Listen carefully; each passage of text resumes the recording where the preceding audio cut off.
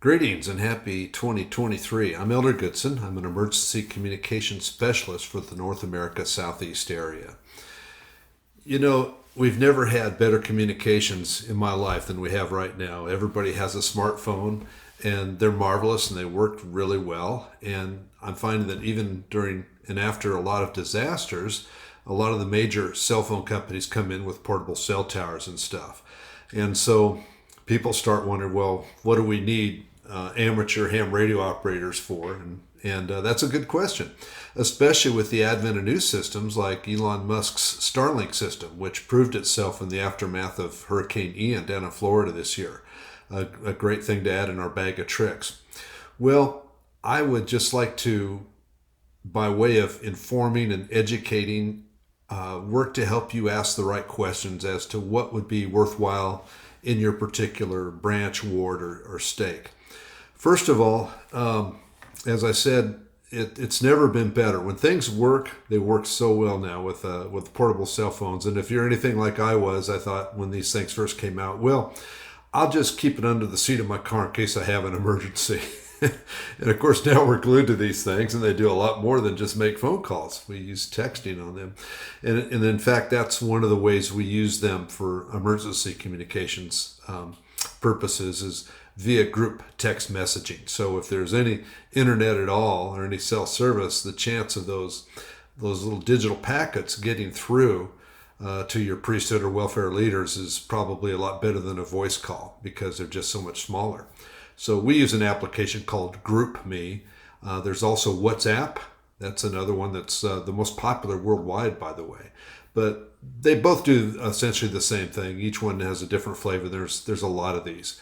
But I like GroupMe. It's free, and we've just become real used to it. We can send text, we can push pictures and messages. So like, let's say, or even videos. Let's say there's some damage to your chapel and you want to send that on to your Area 70 or Welfare Self-Reliance Manager. It's cool when you can just send a text.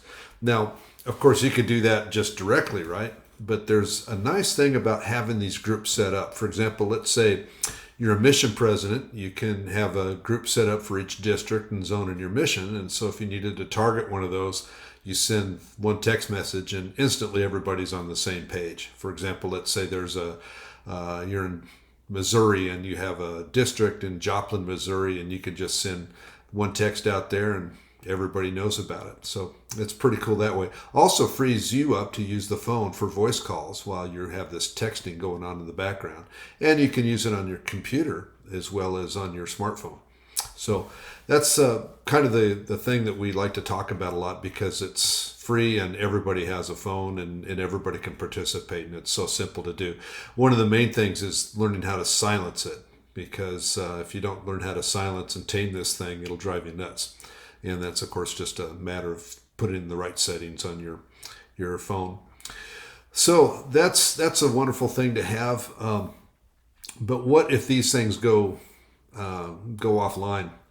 That's where another level of preparation comes in. We try to back the text messaging up with radio if we can. And maybe you want to do that, add that to your ward, branch, or stake plan or council plan. Maybe not. You have the keys to decide and receive the inspiration. We do have a group of amateur or ham radio operators throughout the Southeast, and we meet a couple times a month on the air. And it's a great asset to have. It's said when all else fails, amateur radio gets through. And there's some truth to that. It's like Craig Fugate, the former director of FEMA, said, most ham radio operators are pretty bored, but when you need them, you really need them. And so hopefully we won't, but it's a great thing to have. A good backup communication system. So something to think about. And I hope if there's anything that I can help you with in answering any questions you might have on this topic, I'd sure like to do so. My email is dangoodson, that's DANGOODSON, @mac.com.